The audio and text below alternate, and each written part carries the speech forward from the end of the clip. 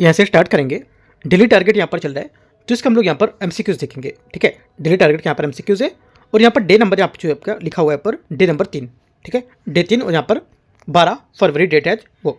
ठीक है, तो देखो जो भी हम लोग ने यहाँ पर सुबह टारगेट देखा था कि यहाँ पर 3-4 यहाँ पर टॉपिक देखे थे, उन 3-4 टॉपिक को डीप में आपको काफ़ी पढ़ना था। ठीक है, एक टॉपिक जाके पढ़ने थे, राइट। प्लस आपको करंट अफेयर्स के मैंने आज नहीं दिया था, यहाँ पे सी सेट का दिया था। प्लस यहाँ पर विजन एस के यहाँ पर जो एमसीक्यूज प्लस यहाँ पर जो मैगजीन है PT 365 की वो भी दी थी करने को। एक विजन के यहाँ पर पेपर दिया था 50 क्वेश्चन का करने का। तो इतनी चीज़ें आपको दी गई थी, प्लस इन सबको रिवीजन करने को भी दिया गया था। ठीक है, और साथ में एमसीक्यूज ये वाले उनके साथ भी रिवीजन। तो इतनी चीज़ें टोटल आपका 8 से 9 घंटे में करने को दी गई थी, राइट। तो यहाँ से आप लोगों ने यहाँ पर कर ली होगी, क्योंकि यहाँ पर 6, साढ़े 6, 7 बज रहा है। तो अगर नहीं कर पाए तो रात तक 8-9 बजे तक अपनी चीज़ें कवर कर सकते हैं जो बची हुई है वो रिवीजन भी। और यहाँ से हम लोग एमसीक्यूज स्टार्ट करते हैं। इसका एमसीक्यूज देखेंगे जो आपने आज टॉपिक पढ़े हैं उसका, जो मैंने टॉपिक सुबह दिए हुए थे। ठीक है, अगर आप टारगेट से नहीं जुड़े तो टारगेट से जुड़ सकते हो, कोई चार्जेस आपको नहीं देना है, कुछ नहीं देना है। बस आपको टेलीग्राम ज्वाइन करना है, वहाँ से आपका जो डेली टारगेट है आपको मिलेगा। अगर नहीं मिल पा रहा है तो एक बार मुझे मैसेज करो, या नीचे जो टेलीग्राम पर इसमें आईडी दे रखी है वहाँ पे मैसेज कर सकते हो, तो मैं ऐड कर दूँगा उसमें। ठीक है, तो यहाँ से आपको डेली टारगेट मिलेगा, क्या क्या चीज़ें फॉलो करनी है वो सब आपको करना होगा। आते क्वेश्चन एक में देखते हैं। पहला क्वेश्चन है विषय क्या संघ और उसका राज क्षेत्र, इसको लेकर के टॉपिक से क्वेश्चन है। यहाँ पर बोला है भारतीय संघ की प्रकृति के संबंध में निम्नलिखित पर विचार करना है। पहली बात है ये बोला है कि डॉक्टर बी आर अम्बेडकर के अनुसार राज्यों का संघ यूनियन ऑफ स्टेट्स शब्द का प्रयोग वह दर्शाने के लिए किया गया था। यह किया गया कि यहाँ पर भारतीय संघ राज्यों के बीच किसी समझौते का परिणाम नहीं होगा। पहली बात, क्योंकि पहली बात यहाँ से स्टेटमेंट इसका करेक्ट है। ठीक है, क्योंकि यहाँ पर अम्बेडकर ने यहाँ पर स्पष्ट किया था कि जो भारत है फेडरेशन परिसंघ नहीं बल्कि यहाँ पर यूनियन है, संघ है। इसका मतलब है कि राज्यों ने मिलकर भारत को नहीं बनाया जैसा कि अमेरिका में हुआ था। ठीक है, बल्कि प्रशासनिक सुविधा के लिए भारत को राज्यों में बांटा गया है। पहली बात करेक्ट है। सेकेंड बात है भारतीय संघ से राज्यों को अलग होने का अधिकार नहीं है। सेकेंड बात क्या होगी? सेकेंड बात यहाँ से करेक्ट है, क्योंकि यहाँ पर भारतीय संघ जो है राज्य से अलग नहीं हो सकते, और इसलिए यहाँ पर भारत को विनाशी राज्यों का अविनाशी संघ कहा जाता है। सेकेंड बात यहाँ से करेक्ट है। आपसे बोलेगा विनाशी राज्यों का विनाशी संघ क्यों कहा जाता है? क्योंकि वहाँ पर जो भारत में किसी भी राज्य को संघ से अलग होने की आज़ादी नहीं होती है, इसलिए दोनों बातें करेक्ट है। तीसरा है अनुच्छेद 1 के अनुसार भारत के राज्य क्षेत्र जो टेरिटरी ऑफ इंडिया है, इसमें केवल भारत के राज्यों और केंद्र शासित प्रदेशों को शामिल किया गया है। तीसरी बात यहाँ से गलत है, क्योंकि यहाँ पर भारत के राज्य क्षेत्र जो है इसका एक बड़ा शब्द है कि यहाँ पर इसमें 3 चीज़ें आती हैं। एक तो यहाँ पर राज्यों के क्षेत्र आते हैं, ठीक है, दूसरा आ जाएगा केंद्र शासित प्रदेश, तीसरा आ जाएगा वे क्षेत्र जिन्हें भविष्य में सरकार द्वारा यहाँ पर इसमें अधिग्रहित या किया जा सकता है, किया गया या किया जा सकता है। ठीक है, केवल शब्द ये करने यहाँ पर ये गलत हो जाता है। ठीक है, तो यहाँ से क्या होगा? तीसरी बात यहाँ से गलत, क्योंकि केवल बोला है। ठीक है, बाकी अगर केवल नहीं लिखता तो यहाँ पर ये चीज़ सही हो जाती है। तो 1, 2 करेक्ट है, तीसरी बात गलत हो जाएगी। यहाँ से आंसर क्या होगा? 1 और 2 सही है। क्वेश्चन नंबर 2 है नए राज्यों के प्रवेश स्थापना अनुच्छेद 2 और नए राज्यों के निर्माण अनुच्छेद 3 के बीच अंतर के संबंध में विचार करना है। पहली बात है दूसरे का पहला स्टेटमेंट है, ये बोला है अनुच्छेद 2 उन राज्यों के प्रवेश से संबंधित है जो पहले से ही भारतीय संघ का हिस्सा होंगे। पहली बात क्या है? पहली बात दूसरे क्वेश्चन का यहाँ से गलत हो जाएगी, क्योंकि यहाँ पर अनुच्छेद 2 उन राज्यों का प्रवेश या स्थापना से संबंधित होगा जो भारतीय संघ का हिस्सा नहीं है। ऐसे 1975 में सिक्किम का प्रवेश जो पहले से हिस्सा है उसका पुनर्गठन अनुच्छेद 3 में होता है। तो पहली बात गलत हो जाएगी। सेकेंड है अनुच्छेद 3 संसद को मौजूदा राज्यों के क्षेत्रों में परिवर्तन करके नए राज्य बनाने की शक्ति देता है। तीसरी बात यहाँ से तीसरी बात दूसरी बात होगी ना, दूसरा होना चाहिए स्टेटमेंट यहाँ से। दूसरी बात क्या होगी? दूसरी बात यहाँ से करेक्ट हो जाएगी, क्योंकि यहाँ पर जो आर्टिकल 3 है ये संसद को अधिकार देता है कि वह मौजूदा राज्यों की सीमाओं को बदले, नाम बदले या 2 राज्यों के मिलाकर एक नया राज्य बनाए, जैसे कि आंध्र प्रदेश से तेलंगाना का बनना। ठीक है, तो सेकेंड बात यहाँ से करेक्ट होगी। तीसरा है अनुच्छेद 2 के तहत शक्ति का प्रयोग विदेशी क्षेत्रों को भारत में शामिल करने के लिए किया जा सकता है। तीसरी बात यहाँ से क्या होगी? करेक्ट है। 1 गलत हो जाएगी, 2 और 3 यहाँ से करेक्ट है। आंसर यहाँ से क्या होगा? 2 और 3 करेक्ट हो जाएगा, बी नंबर। क्वेश्चन नंबर 3 है अनुच्छेद 3 के तहत राज्यों के पुनर्गठन की प्रक्रिया के बारे में विचार करना है। किसी राज्य के नाम या सीमा में परिवर्तन करने वाला विधेयक केवल राष्ट्रपति की पूर्व सिफारिश पर ही संसद में पेश किया जा सकता है। पहली बात तीसरे का पहला स्टेटमेंट यहाँ से करेक्ट होगा। ठीक है, क्योंकि यहाँ पर अनुच्छेद 3 के तहत कोई भी यहाँ पर विधेयक बिना राष्ट्रपति की पूर्व सहमति के संसद में पेश नहीं हो सकता है। पहली बात करेक्ट है।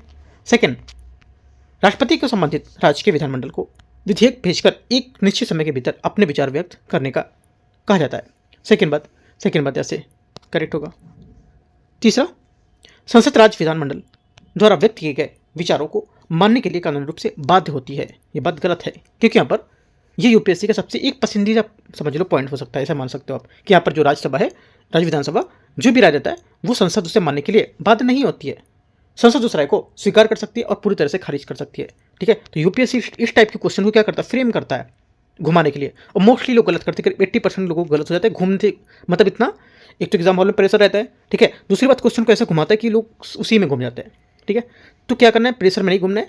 कुछ यहाँ पर जो क्वेश्चन बताते चल रहा हूँ, यूपीएससी को जो फेवरेट टॉपिक है घुमाता है, तो आप इसको की पॉइंट लिखते चलो थोड़ा थोड़ा सा। ठीक है, इस वजह से कहता हूँ कि यूट्यूब पे आप देखो क्वेश्चन जो मैं कराता हूँ, जो मैं क्लास कराता हूँ, जो सुबह मैं कराता हूँ मॉर्निंग में टारगेट, वो भी देखा करो। सिर्फ पीडीएफ से काम नहीं चलेगा, कुछ मैं आपको चीज़ें एक्स्ट्रा बताता रहता हूँ यहाँ पर। ठीक है, जो पीडीएफ नहीं मिलेंगे आपको, बल्कि पीडीएफ मैं आपको दूंगा, वहाँ से कर सकते हो। ठीक है, तो कोई ज़्यादा टाइम भी आपका नहीं ले रहा हूँ, 30 मिनट का आपको ये रहता है ना, 30 मिनट और करीब 15 मिनट का मैं टारगेट देता हूँ सुबह। उसको समझ के करोगे तो थोड़ा सा अच्छा मोटिवेट टाइप में फील होता है ना।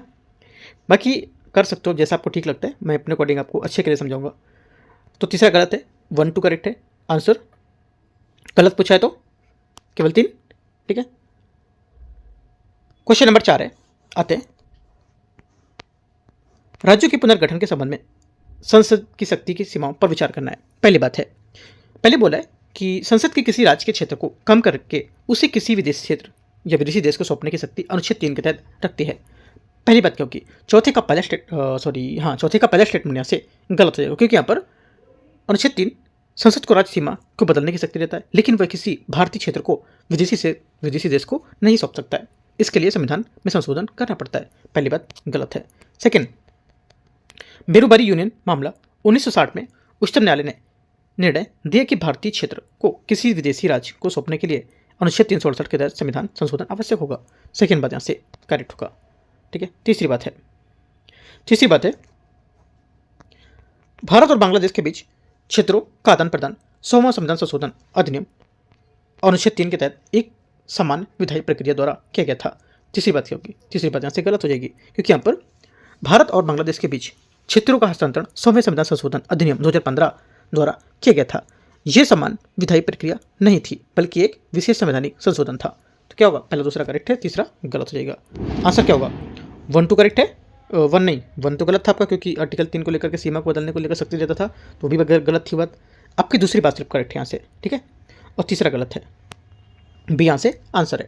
राइट, क्वेश्चन नंबर 5 आते हैं। अनुच्छेद 4 के संवैधानिक महत्व के संबंध में विचार करना है।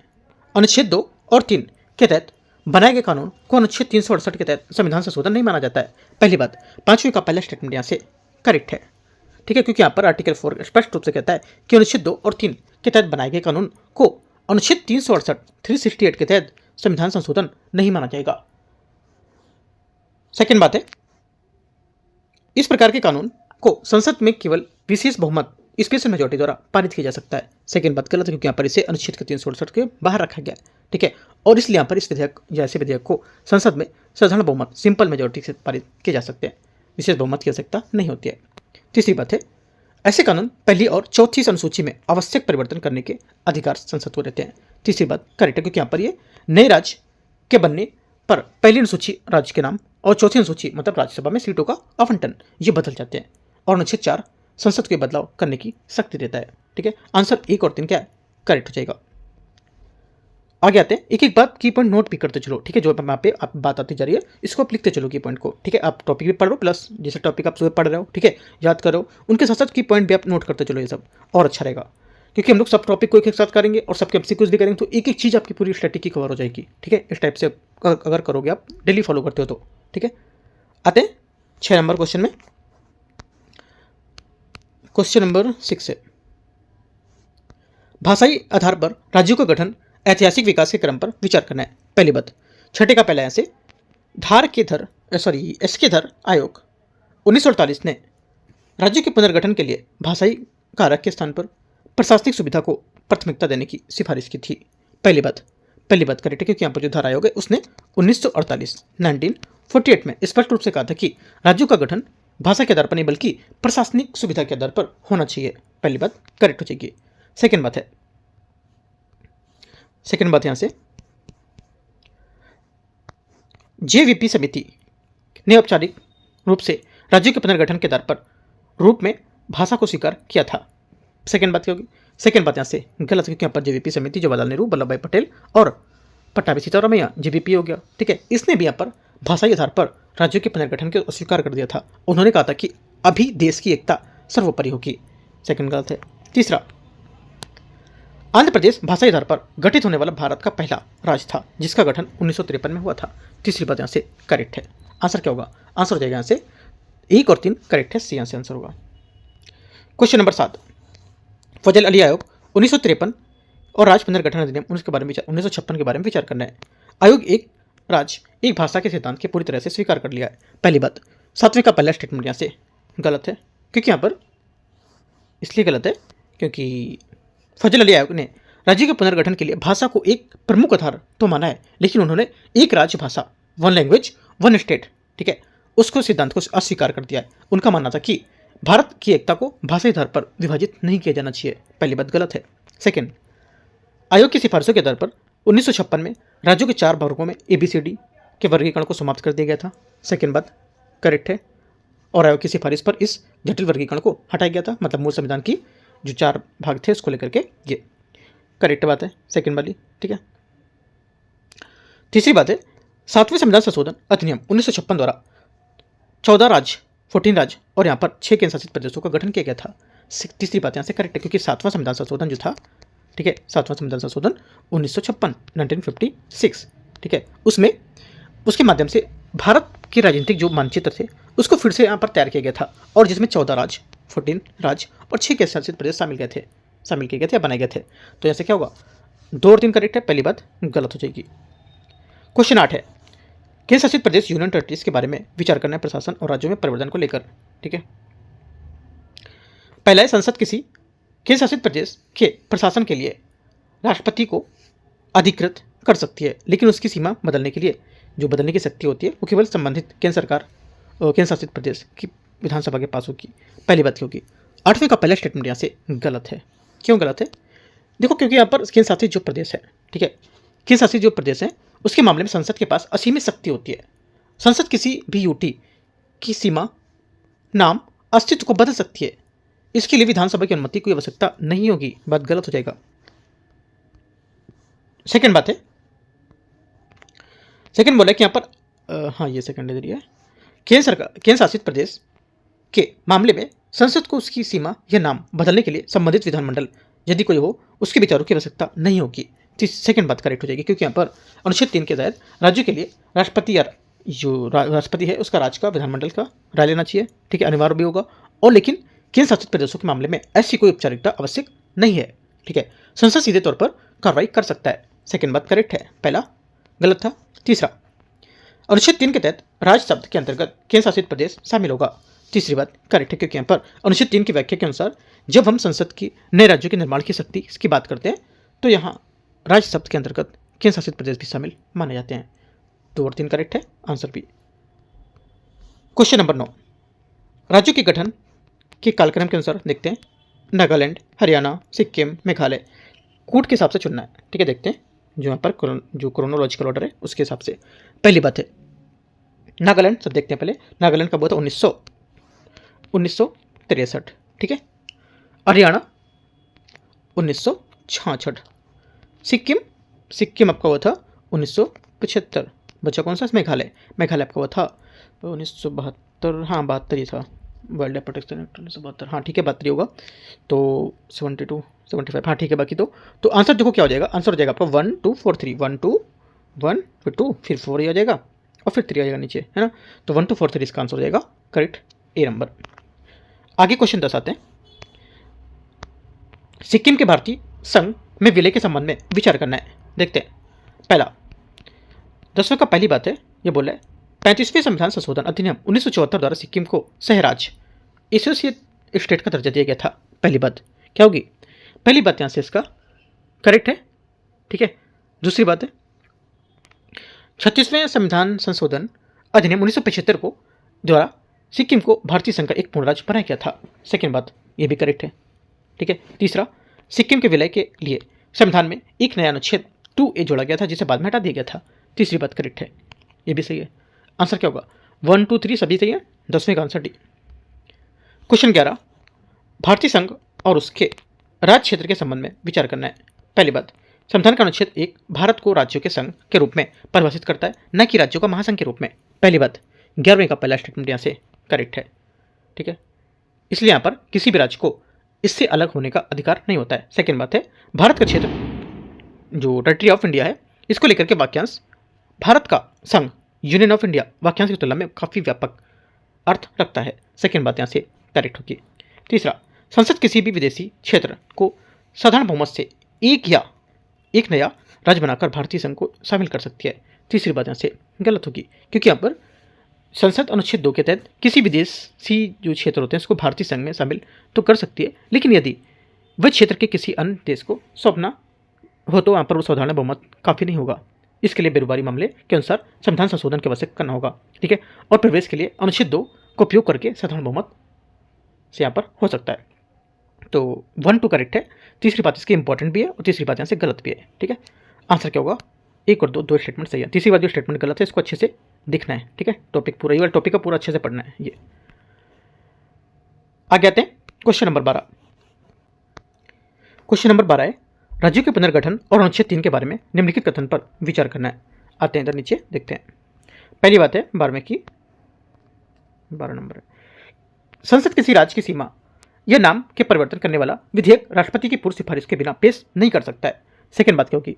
सेकेंड बात यहाँ से करेक्ट है, क्योंकि यहाँ पर राज्यों की सीमा या नाम बदलने वाला कोई भी विधेयक राष्ट्रपति की पूर्व अनुमति के बिना संसद में पेश नहीं किया सकता है। बात करेक्ट है। सेकेंड बात है, इस प्रक्रिया में राष्ट्रपति को संबंधित राज्य विधानमंडल की राय लेना अनिवार्य होगा और वह राय संसद पर बाध्यकारी होती है। सेकेंड बात गलत होगा, क्योंकि यहाँ पर संबंधित जो राष्ट्रपति संबंधित राज्य विधानमंडल को उनकी राय देने के लिए विधेयक भेजते हैं, लेकिन वह राय संसद पर बाध्यकारी नहीं होती है। संसद उस पर राय स्वीकार कर सकता है और स्वीकार कर सकता है, दोनों पर उसके लिए स्वतंत्र होगा वो, ठीक है। सेकेंड बात गलत हो जाएगी, पहला करेक्ट है। तीसरा, अनुच्छेद 3 के तहत राज्यों के पुनर्गठन को अनुच्छेद 368 के तहत संविधान संशोधन नहीं माना जाता है। तीसरी बात करेक्ट है, क्योंकि यहाँ पर आर्टिकल 4 स्पष्ट करता है कि यहाँ पर अनुच्छेद 2 और 3 के तहत किए गए परिवर्तन साधारण विधायी प्रक्रिया होते हैं, इन्हें अनुच्छेद 368 के तहत संविधान संशोधन नहीं माना जाता है। तीसरी बात करेक्ट है। आंसर क्या होगा? 3 करेक्ट है और एक आपका पहला करेक्ट था, दूसरा यहाँ से गलत हो जाएगा, ठीक है, क्योंकि यहाँ पर बाध्यकारी नहीं बनाती है। 1 2 करेक्ट हो जाएगा, 1 3 करेक्ट हो जाएगा। आंसर यहाँ से सी। क्वेश्चन नंबर 13 भाषाई आधार पर राज्यों के पुनर्गठन संबंधित आयोग के संबंध में विचार करना है। एस के धर आयोग ने राज्यों के पुनर्गठन के लिए भाषा के बजाय प्रशासनिक सुविधा को प्राथमिकता देने की सिफारिश की थी। पहली बात, 13 का पहला स्टेटमेंट यहाँ से क्या होगा? ये करेक्ट है। सेकेंड बात है,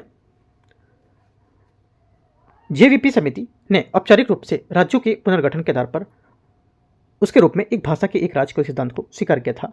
सेकेंड बात गलत होगी, क्योंकि यहाँ पर जेवीपी समिति ने 1949, ठीक है, 1949, ठीक है, मिस्टेक हो गया, 1949, ठीक है, 1949 में क्या किया था?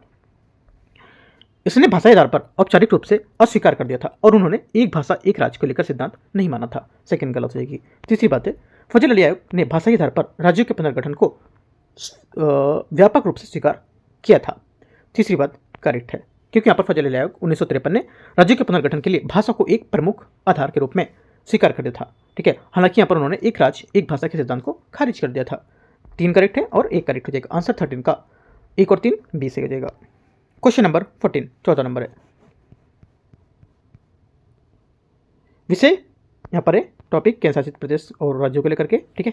देखते हैं इसको। क्वेश्चन 14, रियासतों के एकीकरण के संबंध में विचार करना है। पहली बात है, स्वतंत्रता के समय भारत में रियासतों के पास 3 विकल्प थे, भारत में शामिल होना, पाकिस्तान में शामिल होना या स्वतंत्र रहना। 14 का पहला स्टेटमेंट यहाँ से करेक्ट है। सेकेंड, जूनागढ़ रियासत को पुलिस कार्रवाई के माध्यम से भारतीय संघ में शामिल किया गया था। सेकेंड बात गलत हो जाएगी, क्योंकि यहाँ पर जूनागढ़ को जनमत संग्रह के माध्यम से मिलाया गया था, ना कि यहाँ पर पुलिस रियासत की कार्रवाई से। पहला सही है, दूसरा गलत है। तीसरा, हैदराबाद रियासत को जनमत संग्रह के माध्यम से भारत का हिस्सा बनाया गया था। तीसरी बात गलत है, क्योंकि यहाँ पर हैदराबाद को पुलिस कार्रवाई जो ऑपरेशन पोलो के माध्यम से भारतीय संघ का हिस्सा बनाया गया था। और यहाँ पर जो सेकेंड बात है ये गलत है, तीसरी भी गलत है, तो यहाँ पर क्या होगा? पहली बात यहाँ से करेक्ट हो जाएगी सिर्फ, ठीक है, क्योंकि यहाँ पर जो स्टेटमेंट है बदल दिया गया दूसरा तीसरे को, है ना। ये इसका इधर होना चाहिए, इसका इधर होना चाहिए था, राइट। बाकी दोनों मैंने बताया आपको क्या सही होंगे। तो पहली बात करेक्ट है, दूसरा तीसरा गलत है। आंसर क्या होगा, एक बात यहाँ से सही है। ध्यान रखना क्वेश्चन को, एक एक क्वेश्चन अगर ये सब क्वेश्चन पेपर में आते हैं, क्वेश्चन गलत नहीं होना चाहिए, इतना प्रैक्टिस आप करो, ठीक है। एक एक चीज़ आपको बताई जा रही है, ठीक है। आगे आते हैं 15 नंबर में। क्वेश्चन 15 है, प्रश्न 15, मूल संविधान 1950 में राज्यों के 4 स्तरीय वर्गीकरण के संबंध में विचार करना है। भाग का, भाग खा, भाग गा, भाग गा, घा, है ABCD मान सकते हो। वे राज्य जहां ब्रिटिश गवर्नर का शासन था, ठीक है, वे राज्य जहां ब्रिटिश गवर्नर का शासन था, पहली बात। 15 का पहला स्टेटमेंट यहां से क्या होगा, ये करेक्ट है, भाग्य में ये बताता है। दूसरा भाग पार्ट बी में, वे राज्य जहां शाही शासन है के साथ यहाँ पर विधायिका थी, सेकेंड बात करेक्ट होगा, ठीक है, विधायिका या 9 राज्य इसमें, राइट। और पार्ट सी या भाग ग में या भाग 3 में, वे राज्यों के जो मुख्य आयुक्त चीफ कमिश्नर थे वे शासन में थे, ये भी बात करेक्ट है क्योंकि यहाँ पर इसमें 10 राज्यों के अंतर्गत थे, ठीक है। भाग घ या डी, केवल अंडमान और निकोबार द्वीप समूह शामिल था इसमें, तो यहाँ से क्या हो गया, बात करेक्ट है, ठीक है। तो यहाँ पे याद रखना है बात कि 7वें संविधान संशोधन 1956 द्वारा इसे समाप्त भी कर दिया गया है पूरे को, ठीक है, याद रखना है। क्या होगा, डी यहाँ से करेक्ट आंसर होगा, राइट, ये सभी करेक्ट है। आगे आते हैं, देखो करेक्ट बात सही है वो अपनी जगह है, गलत है वो अपनी जगह है, ठीक है, वो चीज़ आपको देखना है। यहाँ बात सही थी लेकिन अब वो हटा दिया गया तो बात अलग है, लेकिन वो बात ऊपर सही बता रहे। क्वेश्चन नंबर 16 है, पोट्टी श्री रामुलु के नेतृत्व में विचार करना है। देखते हैं 16 को और आंध्र प्रदेश राज्य को लेकर के इनके परिणाम के बारे में। देखो यहाँ पर जो श्री रामुलु ने अलग मद्रास राज्य की मांग को लेकर 56 दिनों की भूख हड़ताल की थी। पहली बात 16 का पहला गलत है क्योंकि यहाँ पर श्री रामुलु ने अलग तेलुगु जो भाषी राज्य थे आंध्र की मांग की थी, ना कि मद्रास राज्य की। वे मद्रास प्रेसिडेंसी से तेलुगु क्षेत्र को अलग करना चाहते थे, ठीक है, पहली बात गलत हो जाएगी। सेकेंड, उनकी मृत्यु के बाद भारत सरकार को भाषाई आधार पर आंध्र प्रदेश राज्य के गठन करने की घोषणा करनी पड़ी थी। सेकेंड बात यहाँ से करेक्ट है। तीसरी बात है क्योंकि यहाँ पर 56 दिन की यहाँ पर भूख हड़ताल के बाद, मृत्यु के बाद जो हुए जनाक्रोश के कारण 1953 में भाषाई आधार पर पहला राज्य आंध्र प्रदेश बना था, ठीक है, इंपॉर्टेंट बात है। हम लोग सिर्फ इतना पढ़ते हैं भाषाई आधार पर आंध्र प्रदेश बना था, कब क्या हुआ ये सब नहीं पढ़ा था ना, तो ये सब डीप में पढ़ना है आपको, पढ़ा भी होगा। तो यहाँ से सिर्फ हम लोग क्वेश्चन कर रहे हैं इसके हिसाब से पढ़ा है, तो यहाँ से क्या होगा, सेकंड बात इसकी करेक्ट है। तीसरी बात है आंध्र प्रदेश राज्य का गठन उस क्षेत्रों या उन क्षेत्रों को मिलाकर किया गया जो पहले हैदराबाद रियासत का हिस्सा थे। तीसरी बात यहाँ से गलत होगी क्योंकि यहाँ पर आंध्र प्रदेश राज्य का गठन मद्रास प्रेसिडेंसी के तेलुगु भाषी क्षेत्रों को काट कर किया गया था। हैदराबाद का तेलंगाना क्षेत्र में इससे 1956 जोड़ा गया था, तो बात गलत होगा। आंसर क्या होगा, ओनली 2 करेक्ट है, तो बी आंसर है। 17 नंबर है 17, राज्य पुनर्गठन आयोग 1953 द्वारा प्रस्तावित राज्यों के पुनर्गठन के 4 बड़े कारकों के संबंध में कौन शामिल नहीं था, बताना है आपको। देखो कौन शामिल नहीं था, एक तो प्रत्येक राज्य के लिए केवल एक भाषा, 1 लैंग्वेज 1 स्टेट का सख्त कार्यान्वयन, ये होगा डी। यहाँ से क्या होगा, 17 का आंसर हो जाएगा, ठीक है, क्योंकि यहाँ पर प्रत्येक राज्य के लिए केवल एक भाषा का सख्त कार्यान्वयन, ठीक है। फजल अली आयोग ने पुनर्गठन के लिए 4 प्रमुख आधार भी दिए थे, जैसे कि देश की एकता और सुरक्षा, भाषाई और सांस्कृतिक समरूपता, वित्तीय प्रशासनिक तर्क और कल्याणकारी जो योजनाएं हैं उसको समर्थन करना। तो ये सभी 4 बातें आपको याद रखना है, ठीक है। और जो इसके हिसाब से आंसर हो जाएगा यहाँ से डी करेक्ट है ना। यहाँ पर शामिल नहीं था, कौन सा, ये शामिल नहीं था, क्योंकि यहाँ पर आयोग ने एक राज्य एक भाषा के लिए विचार को स्पष्ट रूप से खारिज कर दिया था, ठीक है, याद रखना सब बातें। 18 नंबर में आते हैं, बम्बई पुनर्गठन अधिनियम 1960 के संबंध में विचार करना है। देखते हैं 18 नंबर क्वेश्चन। पहली बात है इसके द्वारा द्विभाषी बम्बई राज्यों को महाराष्ट्र और गुजरात में विभाजित किया गया था। पहला क्या होगा, 18 का पहला स्टेटमेंट यहाँ से करेक्ट है क्योंकि यहाँ पर 1960 में द्विभाषी बम्बई राज्य को मराठी भाषी महाराष्ट्र और गुजराती भाषी गुजरात में बांट दिया गया था। सेकेंड बात है गुजराती या गुजरात भारतीय संघ का 15वां राज्य बना था, ठीक है, भारतीय संघ का 15वां राज्य बना था, सेकेंड बात करेक्ट हो जाएगा। तीसरा, गोवा को इसी अधिवेशन के माध्यम से केंद्र शासित प्रदेश बनाया गया था। तीसरा गलत क्योंकि गोवा को 1961 में पुलिस कार्रवाई द्वारा अधिग्रहित करके बनाया गया था और 12वें संविधान संशोधन 1962 में इसको केंद्र शासित बनाया गया था। और इसका यहाँ पर 1960 में बम्बई अधिनियम के तहत कोई यहाँ पर संबंध इसमें नहीं है, तो क्या होगा, ये बात गलत हो जाएगी। तीसरी बात 1 और 2 करेक्ट है, आंसर 18 का ए। क्वेश्चन 19 नंबर है 19, उत्तर पूर्वी राज्यों के उद्भव के संबंध में विचार करना, उनके गठन के अनुसार व्यवस्थित करना है। देखते हैं नागालैंड, मणिपुर, त्रिपुरा, मिजोरम, ठीक है। देखो यहाँ पे जो है नागालैंड पहले क्या लिखा है 1963, ठीक है, उसके बाद क्या लिखा है मणिपुर, मणिपुर आपका 1972, त्रिपुरा, त्रिपुरा यहाँ पर 1972, ठीक है। और मिजोरम, मिजोरम को हो जाएगा 1987। तो सब सीरियल से ही लगे हुए हैं, है ना। आंसर क्या होगा 1 2 3 4, यहाँ से सही आंसर हो जाएगा ए। क्वेश्चन 20, पंजाब पुनर्गठन अधिनियम 1966 के बारे में विचार करना है। पहली बात है, इस अधिनियम का गठन सा आयोग, सा कमीशन की सिफारिश पर किया गया था। पहली बात, 20 का पहला स्टेटमेंट क्या होगा, यहाँ से करेक्ट हो जाएगा, ठीक है। सेकंड बात देखते हैं, सेकंड बोला है इसके द्वारा तत्कालीन पंजाब राज्य को पंजाब भाषी और हरियाणा हिंदी भाषी के लिए विभाजित किया गया था। सेकंड बात यहाँ से क्या होगी, सेकंड बात यहाँ से ये भी क्या, ये भी क्या, ये भी करेक्ट है, ठीक है। आगे आते हैं, तीसरा, चंडीगढ़ को इसी समय केंद्र शासित प्रदेश बनाया गया था। तीसरी बात यहाँ से करेक्ट है, क्योंकि यहाँ पर पंजाब हरियाणा के बीच विवाद के कारण चंडीगढ़ को केंद्र शासित प्रदेश बनाया गया था और दोनों की संयुक्त राजधानी घोषित की गई थी। तीनों बातें क्या है, सही है, आंसर डी। क्वेश्चन 21, विदेशी क्षेत्रों और फ्रांसीसी जो क्षेत्र पुर्तगाली उसके बारे में विचार करना है। देखते हैं, दादरा नगर हवेली, दादरा और नगर हवेली को 1961 तक एक स्वतंत्र प्रशासन के रूप में चलाया गया और यहाँ पर 10वें संविधान संशोधन द्वारा इससे केंद्र शासित प्रदेश बनाया गया था। पहली बात, 21 का पहला स्टेटमेंट यहाँ से करेक्ट है, सही बात है, क्योंकि यहाँ पर दादरा नगर हवेली को 1954 में पुर्तगालियों से आज़ाद हुआ था और 1961 तक वहाँ के लोगों ने खूब शासन चलाया था, स्वतंत्र प्रशासन, और फिर यहाँ पर 6वें संशोधन द्वारा इससे भारत का हिस्सा बना था। पहले करेक्ट हो जाएगी। सेकेंड बात है, गोवा दमन दीव और 1961 में पुलिस कार्रवाई के माध्यम से अधिकृत किया गया था। सेकेंड बात करेक्ट है। तीसरा, पुडुचेरी को 1954 में 1954 में फ्रांस द्वारा भारत को सौंपा गया था, लेकिन इसे 1962 तक अधिकृत क्षेत्र के रूप में प्रशासित किया गया था। तीसरी बात करेक्ट है, आंसर सभी सही है, 21 का डी। 22 22 नंबर है, राज्यों के दर्जे में परिवर्तन को लेकर के विचार करना है, क्रम में देखना है। देखते हैं इसको। पहला है हिमाचल प्रदेश, ठीक है, यूटी से राज, मणिपुर यूटी से ये, तो देखो यहाँ पे जो आंसर इसका करेक्ट होगा ये हो जाएगा क्या, हिमाचल, मणिपुर, मिजोरम, गोवा, ठीक है। ए यहाँ से इसका सही आंसर होगा, ठीक है। हिमाचल 1971 में यूटी पूर्ण रूप से राज्य बना था, उसके बाद मणिपुर 1972 से पूर्ण राज्य बना था और मिजोरम 1987 में फरवरी में राज्य बना था, ठीक है। उसके बाद जो गोवा है, गोवा 1987 में मई में दमन दीव से अलग होकर 25वां राज्य बना था, ठीक है, याद रखना, यहाँ से आंसर होगा। क्वेश्चन 23 है, जम्मू और कश्मीर के पुनर्गठन अधिनियम को 2019 के संबंध में विचार करना है। इसने यहाँ पर तत्कालीन जम्मू कश्मीर राज्य को 2 अलग अलग केंद्र शासित प्रदेशों में विभाजित किया है। पहली बात, 23 का पहला करेक्ट है, क्योंकि यहाँ पर जम्मू कश्मीर 2 केंद्र शासित प्रदेश जम्मू कश्मीर और लद्दाख में बांटा गया है। सेकेंड बात है, लद्दाख केंद्र शासित प्रदेश में विधानसभा का प्रावधान किया गया है और जम्मू कश्मीर केंद्र शासित प्रदेश में नहीं।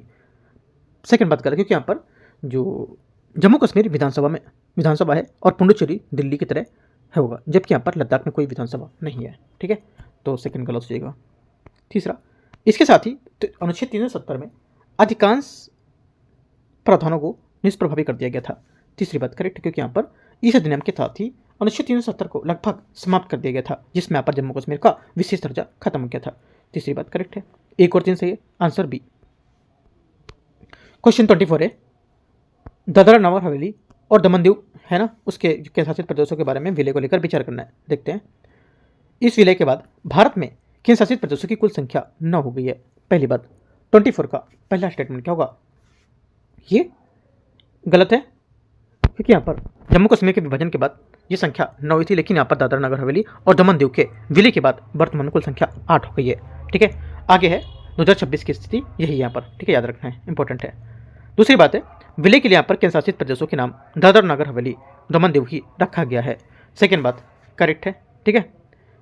तीसरा, यहाँ पर इसकी राजधानी दमन को बनाया गया है। तीसरी बात भी करेक्ट, क्योंकि यहाँ पर नए संयुक्त यहाँ पर केंद्र शासित प्रदेश की राजधानी को दमन बनाया गया है, ठीक है। आंसर क्या होगा, 2 और 3 करेक्ट है, पहला गलत हो जाएगा। 2 और 3 करेक्ट है तो बी क्या होगा, 24 का आंसर है। आगे आते हैं 25 नंबर क्वेश्चन, और यहाँ से टॉपिक दूसरा है, राज्य के पुनर्गठन जो संसद है उसकी शक्तियों को लेकर के, ठीक है। अनुच्छेद 3 कैसा है, यहाँ पर संसद की शक्ति के व्यापक दायरे के संदर्भ में निम्नलिखित कथन पर कौन कार्य संसद नहीं कर सकती है, ठीक है। पहला है, किसी राज्य के क्षेत्र को बढ़ाकर उसे केंद्र शासित प्रदेश घोषित करना। पहली बात क्या होगी, करेक्ट है, ये कर सकती है। दूसरा, दो राज्यों के हिस्सों को मिलाकर एक नया राज्य बनाना, ये भी कर सकती है। किसी राज्य के भौगोलिक क्षेत्र को कम करके उसे किसी पड़ोसी देश को उपहार के रूप में देना, ये बात यहाँ से इसकी क्या होगी, गलत हो जाएगी, है ना, क्योंकि यहाँ पर जो अनुच्छेद 3 संसद को केवल आंतरिक बदलाव की स्थिति देता है, शक्ति देता है। और सुप्रीम कोर्ट ने बेरोजगारी मामले 1960 में साफ यहाँ पर कहा था कि भारतीय जो है जमीन किसी और देश को देने, मतलब किसी और देश को देने के लिए अनुच्छेद 3 काफ़ी नहीं होगा, उसके लिए अनुच्छेद 367 के लिए संविधान संशोधन अनिवार्य माना जाएगा। तो ये बात गलत है, बाकी सब सही है, ठीक है। 26 है, नए राज्यों के निर्माण के लिए संवैधानिक प्रक्रिया के संबंध में विचार करना है। संबंधित विधेयक को संसद के किसी भी सदन में पेश करने से पहले राष्ट्रपति की सिफारिश अनिवार्य होती है। पहली बात करेक्ट है। दूसरा, यदि संबंधित राज्य की विधानसभा विधेयक को निर्धारित समय सीमा के भीतर वापस नहीं भेजती है तो संसद आगे नहीं बढ़ सकती है। सेकेंड बात 26 का से गलत होगा, क्योंकि यहाँ पर यदि राज्य विधानसभा समय पर अपनी राय नहीं भेजती है तो भी संसद कानून बना सकती है और संसद को राज्य के जवाब का इंतजार करने की मजबूरी नहीं होगी। सेकेंड गलत हो जाएगा। तीसरा है, राष्ट्रपति द्वारा राज्य विधानमंडल को भेजा गया संदर्भ केवल एक औपचारिक परामर्श है जिसकी अवहेलना संसद कर सकती है। तीसरी बात क्या होगी, 26 का तीसरा स्टेटमेंट यहाँ से करेक्ट होगा, क्योंकि यहाँ पर राज्य की जो राय है वो संसद की बातकारी नहीं होगी और संसद उसे पूरी तरह से ठुकरा सकती है, ठीक है। ओनली 1 3 करेक्ट है, सी यहाँ से आंसर होगा।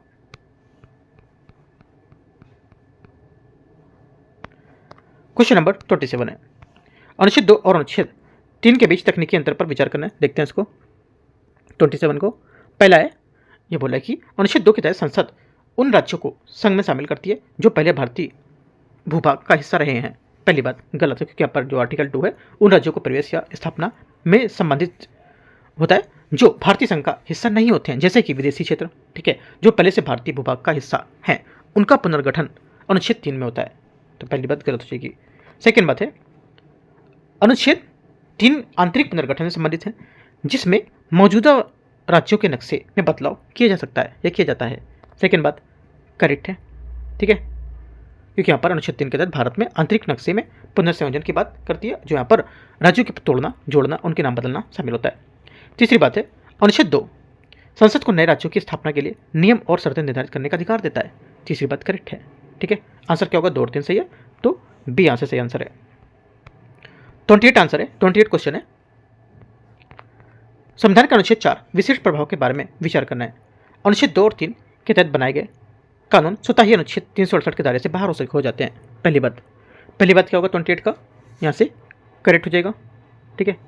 दूसरा, ऐसे कानूनों को पारित करने के लिए संसद में उपस्थिति और मतदान करने वाले सदस्यों को 2/3 बहुमत की आवश्यकता होती है।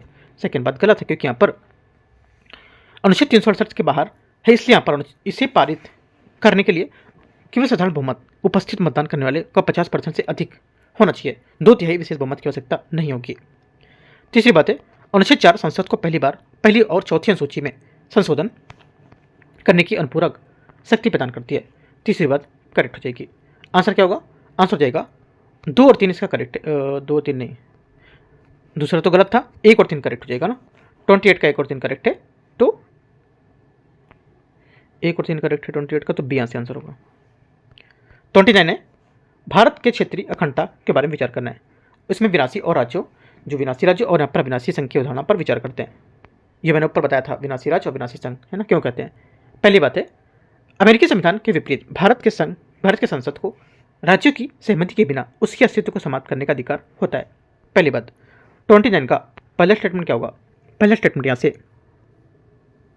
करेक्ट है। दूसरा, राज्यों के पास, भारत में राज्यों के पास अपनी जो क्षेत्रीय अखंडता की कोई संवैधानिक गारंटी नहीं होती है। सेकेंड बात करेक्ट है, ठीक है, क्योंकि भारत में राज्यों की अपनी सीमाओं के अस्तित्व की कोई गारंटी, संवैधानिक गारंटी नहीं होती है, सही बात है। तीसरा, यह संघ की विशेषता भारत को एक शुद्ध संघवाद के बजाय अर्धसंघी देश बनाती है। तीसरा क्या होगा, तीसरी बात भी करेक्ट है। आंसर 1 2 3 तीनों सही है, तो डी यहां से करेक्ट है 29 का। क्वेश्चन 30 आते हैं, केंद्र शासित प्रदेशों यूनियन टेरिटरीज के पुनर्गठन के संबंध में विचार करना है। क्या यहाँ पर सही होगा। पहली बात है, संसद किसी केंद्र शासित प्रदेश के क्षेत्र को बदलने के लिए संबंधित प्रदेश की विधान परिषद यदि हो उसे राय लेने के लिए बाध्य नहीं होता है। पहली बात क्या होगी, 30 का पहला स्टेटमेंट यहाँ से करेक्ट है, एकदम सही बात बोल रहे हैं। सेकेंड बात है, सेकंड बोला है अनुच्छेद 3 के तहत राष्ट्रपति के लिए यह अनिवार्य नहीं है कि वह केंद्र शासित प्रदेशों के मामले में उसे विधानमंडल का कोई संदर्भ भेजे। सेकंड बात भी करेक्ट होगा। तीसरा, संसद एक समान कानून द्वारा किसी केंद्र शासित प्रदेश को पूर्ण राज्य का दर्जा दे सकती है। तीसरी बात भी करेक्ट है। तीनों बातें यहाँ से एकदम करेक्ट, क्योंकि संसद जो है ये साधारण बहुमत से कानून बनाकर किसी यूटी को राज्य बना सकती है, जिसे 1971 है ना, उसमें हिमाचल प्रदेश को बनाया गया था। इंपॉर्टेंट है, ठीक है। पूछेगा कि यहाँ पर अभी तक ऐसा किसी किया नहीं गया, लेकिन ऐसा कर सकते हैं, तो याद रखना है हिमाचल प्रदेश इसका एग्जाम्पल है। तीनों बातें सही है, 1 2 3, ठीक है। आंसर डी करेक्ट होगा। क्वेश्चन नंबर 31 है, उच्चतम न्यायालय की विभिन्न शक्तियाँ के विभिन्न निर्णय और संसद की शक्तियों के बीच विचार करना है। आपको देखते हैं। बेरोजगारी यूनियन मामले में 1960 में कोर्ट ने कहा कि अनुच्छेद 3 में राज्यों के क्षेत्र को कम करने को लेकर के अर्थ को उसे किसी विदेशी शक्ति को सौंपना भी शामिल होगा। पहली बात गलत है, क्योंकि यहाँ पर जो बेरोजगारी मामला था उसमें कोर्ट ने कहा था कि अनुच्छेद 3 से कम क्षेत्र को होता है, अनुच्छेद 3 में से जो क्षेत्र कम है वो करने को लेकर के अर्थ जो होगा इसका विदेशी शक्ति को सौंपना शामिल नहीं होगा। इसलिए यहाँ पर जमीन देने के लिए अनुच्छेद 368 के तहत संशोधन करना अनिवार्य है। ये बात मैंने ऊपर आपको बताई थी, ठीक है। पहला गलत है। सेकेंड बात है, 1969 में कोर्ट ने निर्णय दिया कि भारत और अन्य देश के बीच सीमा विवाद को सुलझाने के लिए संविधान संशोधन की आवश्यकता नहीं होगी, इसे कार्यपालिका की कार्रवाई से किया जा सकता है। सेकेंड बात करेक्ट है। तीसरा, 100वां संविधान संशोधन अधिनियम 2015 केवल कार्यपालिका के आदेश द्वारा प्रभावी किया जा सकता है। तीसरी बात गलत है, क्योंकि यहाँ पर जो 100वां संविधान संशोधन है ये भारत और बांग्लादेश सीमा समझौता विशेष बहुमत से संसद द्वारा पारित किया जा सकता है, न कि केवल कार्यपालिका के आदेश से। तीसरी बात गलत हो जाएगी। आंसर ओनली 2 करेक्ट है। क्या होगा आंसर? तो 31 का आंसर क्या हो जाएगा? गलत पूछा है, 2 करेक्ट है, तो 1 और 3 गलत हो जाएगा, है ना। तो बी आंसर इसका आंसर हो जाएगा। क्वेश्चन नंबर किसका? 31 का, है ना। 31 का 1 और 3 गलत है। आते हैं 32। अनुच्छेद 1 में प्रयुक्त शब्दावली के बाद में विचार करना है। भारत का संघ यूनियन ऑफ इंडिया शब्द भारत का राज्य क्षेत्र की तुलना में अधिक व्यापक होगा। पहली बात। 32 का पहला स्टेटमेंट यहाँ से गलत है, क्योंकि भारत का जो राज्य क्षेत्र है ये शब्द भारत का संघ से नहीं कहीं ज़्यादा व्यापक होगा, तो ये बात गलत हो जाएगी। सेकेंड, भारत का संघ में केवल राज्य शामिल है, जबकि यहाँ पर भारत के राज्य क्षेत्र में केवल राज्य के शासित प्रदेश और अधिकृत तीनों क्षेत्र शामिल होंगे। सेकेंड बात करेक्ट है। तीसरा, संप्रभु राष्ट्र होने के नाते भारत अंतर्राष्ट्रीय कानूनों के अनुसार विदेशी क्षेत्रों का अधिग्रहण कर सकता है, जिसके लिए अनुच्छेद 1 में विशेष संशोधन की आवश्यकता नहीं होती है। तीसरी बात करेक्ट है, क्योंकि यहाँ पर एक संप्रभु होने के नाते भारत अंतर्राष्ट्रीय कानूनों के तहत विदेशी क्षेत्रों को मिला सकता है। अनुच्छेद 1(3) का सी इसकी अनुमति पहले से देता है। तो 2 और 3 करेक्ट हो जाएगा। पहली बात यहाँ से गलत है, क्योंकि यहाँ पर जो संप्रभु राष्ट्र होने के नाते भारत क्या होता है, अंतर्राष्ट्रीय कानून के तहत विदेशी क्षेत्रों को मिला सकता है, ठीक है। अनुच्छेद 1(3) सी के अनुसार इसकी अनुमति पहले से देनी पड़ती है। तो 2 और 3 की बात सही है, पहली बात यहाँ से गलत हो जाएगी। आंसर क्या है? बी यहाँ से करेक्ट आंसर है, ठीक है। तो इस टाइप से हम लोगों ने क्या किया, 32 क्वेश्चन आज हम लोगों ने डिस्कस किए। पहले दिन क्या किए थे? पहले दिन करीब 30 क्वेश्चन, दूसरे दिन करीब मैंने 25-26 क्वेश्चन किए थे, और आज 32 क्वेश्चन, है ना। जितने भी क्वेश्चन टॉपिक से बनेंगे उतने क्वेश्चन हम आपको यहाँ पर अच्छे क्वेश्चन कराएंगे, ठीक है। कुछ जो स्टेटमेंट जो रिपीट इसलिए थे क्योंकि ऊपर की बातें जो थी घुमा के यहाँ पर दी गई थी, इसलिए रिपीटेड है, क्योंकि इतने टॉपिक में इतने क्वेश्चन बन सकते हैं, ठीक है। तो इतने 32 क्वेश्चन आपके, प्लस आपने जितने टॉपिक पढ़े होंगे वो से लेकर के टॉपिक आप करोगे, इसके MCQs करोगे, साथ में जिस तरह मैंने चीज़ें दी हैं MCQ टारगेट और जो C-सेट के दिए थे वो सब आपको प्रैक्टिस करना है पूरे दिन में, ठीक है। बाकी कुछ चीज़ें छूटेंगी नहीं। PT365 भी मैंने ऐड कर दिया, वो भी करेंगे। कल हम लोग PT365 का टॉपिक नंबर 2 करेंगे मॉर्निंग में, वो मैं आपको बताऊँगा सुबह, ठीक है।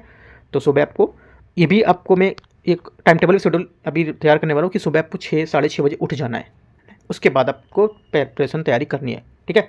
वो भी मैं टारगेट 10 डेज़ के होने में कराऊंगा मैं, ठीक है। तो भी फिलहाल इतना करना है, बाकी कुछ डाउट रहेगा नीचे कमेंट में पूछ सकते हो। और देखो टेलीग्राम चैनल यहाँ पर ही लिखा हुआ है, अगर कुछ डाउट है तो पर्सनल भी यहाँ पर टेलीग्राम कर सकते हो। यहाँ पर पर्सनल तो नहीं दे रखा है, पर्सनल सुबह वाले में दे रखा था मैंने, है ना, टारगेट वाले में, तो वहाँ पर पर्सनल भी अकाउंट होगा, वहाँ पे आप कुछ डाउट रहेगा तो पूछ सकते हो उसको, ठीक है। ये टेलीग्राम में सर्च करोगे UPSC नॉलेज ट्रैक, तो आपको चैनल मिलेगा, राइट। एंड करते हैं इसको। All the best, thank you.